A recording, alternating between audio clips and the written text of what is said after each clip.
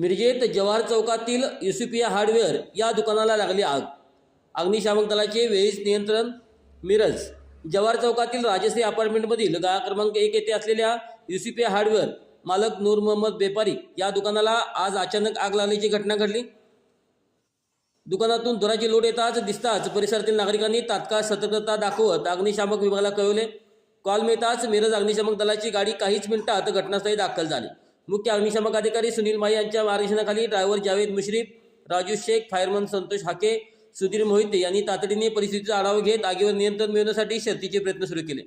दुकानात plywood, paints, hardware material असल्याने आग जलद पसरू लागण्याची शक्यता होती। मात्र अग्निशामक दलाच्या तात्काळ आणि धाडसी कारवाईमुळे मोठा अनर्थ टळला। सुमारे 40,000 रुपयांचे नुकसान झाल्याची प्राथमिक माहिती समोर येत आहे। सुदैवाने कोणत्याही प्रकारची जीवितहानीची नोंद नाही। स्थानिक नागरिकांनी वेळ दिलेला इशारा आणि अग्निशामक दलाची तातडीची प्रतिक्रिया यामुळे परिसरातील इमारती व इतर गाळ्यांना मोठ्या नुकसानापासून बचाव करण्यात यश मिळाले। आग लागण्याचे नेमके कारण अद्याप स्पष्ट झाले नसून तपास सुरू आहे। अशाच बातम्यांसाठी आमच्यासोबत कनेक्ट रहा। चांग भलं न्यूजला लाईक करा, शेअर करा, सबस्क्राईब करा व कमेंट्स करायला मात्र विसरू नका।